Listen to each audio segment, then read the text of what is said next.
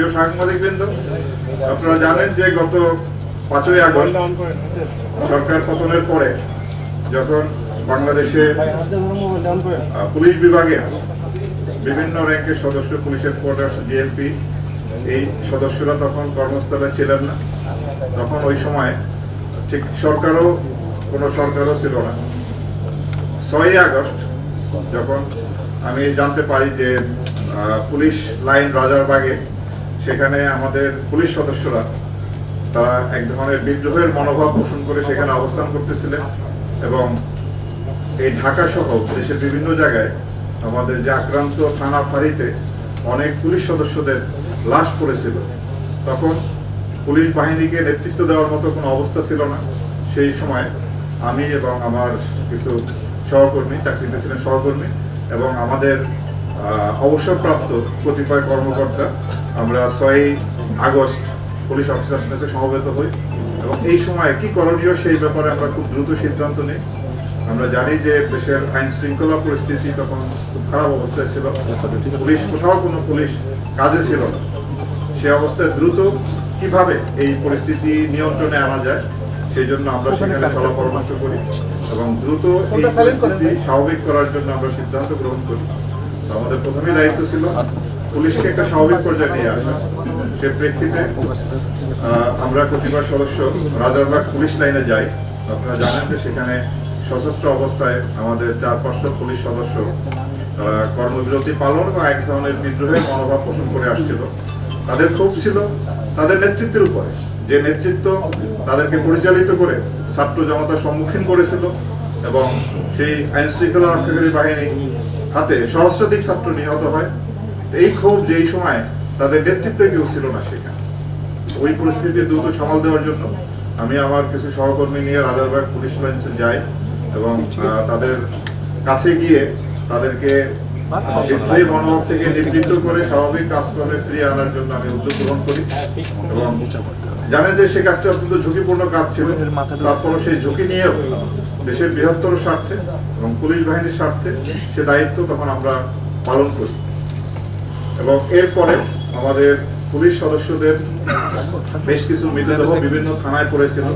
আমরা কয়েকটি গ্রুপে বিভক্ত হয়ে সেখানে আমাদের টিম পাঠাই এবং সেই মৃতদেহগুলিকে আমরা রাজারবাগ পুলিশ স্টেশনে নিয়ে আসা এবং সেগুলির আপনার পোস্টমর্টেম করা এবং তারপরে সৎকারের প্রয়োজনীয় ব্যবস্থা গ্রহণ করে তাদের আত্মীয় স্বজনের কাছে হস্তান্তরের জন্য আমরা উদ্যোগ গ্রহণ করি।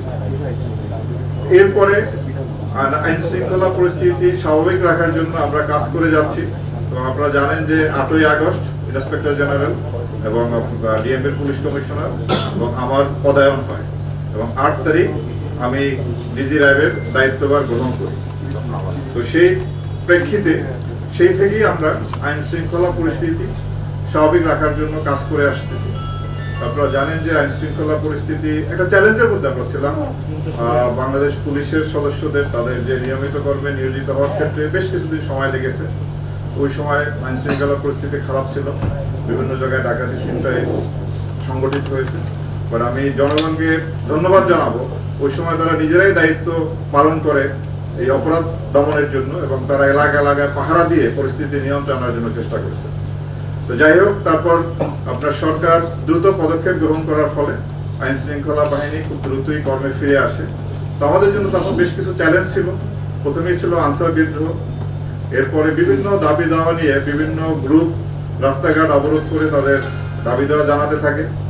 সেই পরিস্থিতি মোকাবেলা করা আমাদের জন্য একটা চ্যালেঞ্জের বিষয় ছিল।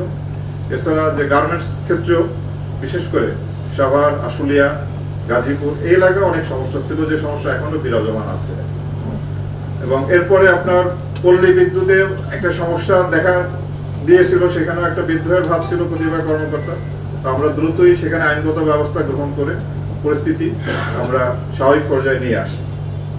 আইন শৃঙ্খলা পরিস্থিতি আপনার মোটামুটি সেই গত 4 মাসে আমরা পরিস্থিতি ভালো রাখার জন্য চেষ্টা করে আসছি। কিছুটা উন্নতি হয়েছে, তবে আমি মনে করি এখনো প্রত্যাশিত লেভেলে যায়নি।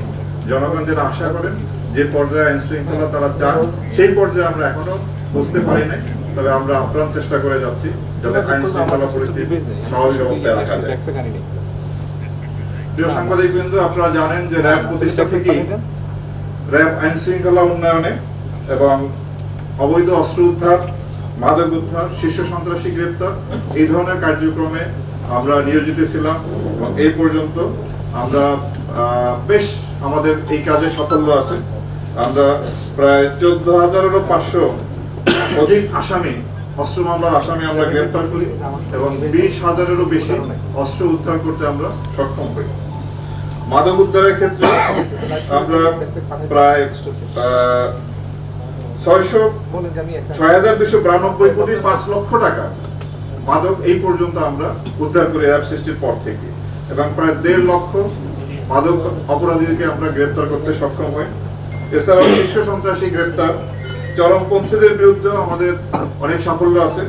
আমরা এই পর্যন্ত প্রায় 340 জনের উপরে চরমপন্থীকে বিপুল অস্ত্র সহ আমরা গ্রেপ্তার করতে সক্ষম হই। আমরা সুন্দরবনের যে জলদস্যুদের একটা প্রভাব ছিল, জলদস্যু দ্বারা ওই এলাকা আক্রান্ত ছিল, সেই জলদস্যুদেরকে বিরুদ্ধে অভিযান পরিচালনা এবং পরবর্তীতে তাদেরকে আমরা আত্মসমর্পণের উদ্যোগ নেই এবং তার আত্মসমর্পণ করার ফলে ওই এলাকার অপরাধ কিছুটা নিয়ন্ত্রণে আসে। আমরা মোবাইল কোর্ট পরিচালনা করে আসছি। সামাজিক নিরাপত্তা নিশ্চিত করার জন্য আমরা বিভিন্ন সময় এই কাজগুলো আমরা এখনো চলমান আছে।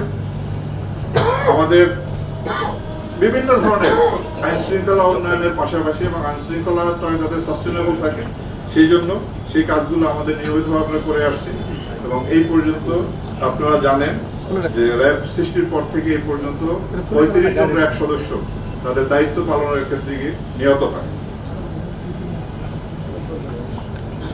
আমরা র্যাবের যে সদস্যদের আভ্যন্তরীণ শৃঙ্খলার ব্যাপারে আমরা একটি কঠোর অবস্থানে আছি। আমরা র্যাবের যে সমস্ত সদস্য তারা আইন হাতে তুলে নেওয়া কিংবা তারা যদি অপরাধ কর্মে জড়িত হয় আমরা তাৎক্ষণিকভাবে তাদের বিরুদ্ধে আমরা কঠোর ব্যবস্থা নিই। এই পর্যন্ত প্রায় র্যাবের 58 জন কর্মকর্তা এবং 4,235 জন সদস্যকে শৃঙ্খলা ভঙ্গের জন্য অভিযুক্ত করে তাদের বিরুদ্ধে শাস্তিমূলক ব্যবস্থা নেওয়া হয়। আপনারাও জানেন যে গত 5ই আগস্ট পরবর্তী অন্তর্বর্তীকালীন সরকার দায়িত্ব নেওয়ার পরে আমরা আমাদের র্যাব বাহিনীর কিছু সদস্য যারা অপরাধমূলক কার্যক্রমের সঙ্গে জড়িত হয় তাদের বিরুদ্ধে আমরা কঠোর ব্যবস্থা নেই। এই পর্যন্ত 16 জন সদস্য, গত 4 মাসে 16 জন র্যাব সদস্যকে আটক করা হয় এবং তাদের বিরুদ্ধে ডাকাতি, চাঁদাবাজি, মাদক ব্যবসার সাথে সম্পৃক্ততার অভিযোগে এবং ছিনতাইয়ের অভিযোগে তাদেরকে আটক করা হয় এবং তাদের বিরুদ্ধে ফৌজদারি মামলা দায়ের পূর্বক আইনানুগ ব্যবস্থা গ্রহণ চলতেছে। 5ই আগস্ট পরবর্তী সময় আমরা আইন শৃঙ্খলা উন্নয়নের জন্য যে কাজ করেছি সে বিষয়ে আপনাদেরকে অবহিত করতে চাই।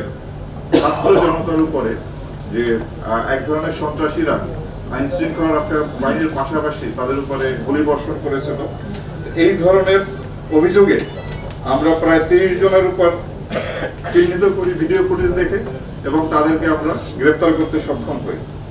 এবং ছাত্র জনতার উপরে গুলি করার জন্য যারা হুকুমদাতা বা এই সংক্রান্ত যে মামলাগুলি রুজু হয়েছে সেই মামলায় এই পর্যন্ত আমরা সর্বমোট 4 জন সাবেক মন্ত্রী, 17 জন সাবেক এমপি, 40 জন সাবেক মেয়র, উপজেলা বা ইউনিয়ন পরিষদের চেয়ারম্যান সহ 40 জন, কাউন্সিলর বা মেম্বার 16 জন এবং এছাড়াও বিভিন্ন রাজনৈতিক সংগঠন যারা ওই সন্ত্রাসী কার্যকলাপে জড়িত ছিল তাদের 183 জন সহ সর্বমোট আমরা 353 জনকে গ্রেপ্তার করতে সক্ষম হই এবং আমাদের এই অভিযান অব্যাহত আছে এবং যারা বাকি আছে মামলার যারা আসেন তাদেরকে গ্রেপ্তার পূর্বক আইনের আশ্রয় নেওয়ার জন্য আমরা পদক্ষেপ গ্রহণ করেছি।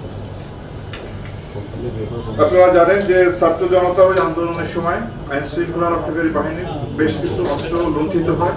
সেই লুণ্ঠিত অস্ত্র প্রায় 70% অস্ত্র আমরা উদ্ধার করতে সক্ষম হয়েছি। আমরা এই পর্যন্ত জুলাই বিপ্লবের পরবর্তী পর্যায়ে আমরা 1238 জন মাদক কারবারিকে গ্রেপ্তার করি এবং 7,91,000-এর উপরে ইয়াবা উদ্ধার, 28 কেজি হিরোইন উদ্ধার এবং 58,500 বোতল ফেন্সিডিল সহ আরো বিশেষ অনেক মাদক দ্রব্য আমরা আটক করতে সক্ষম হয়েছি। আমরা জেল পলাতক আসামি, আপনারা জানেন যে 5ই আগস্ট পরবর্তী সময় বাংলাদেশের বিভিন্ন জায়গায় বেশ কিছু জেলে আসামিরা জেল থেকে পালিয়ে যায়। সেই পালিয়ে যাওয়া আসামিদের মধ্যে আমরা প্রায় 110 জন আসামিকে আমরা গ্রেফতার করতে সক্ষম হই এবং বিভিন্ন স্থান থেকে 105 জন ডাকাতকে আমরা গ্রেফতার করি।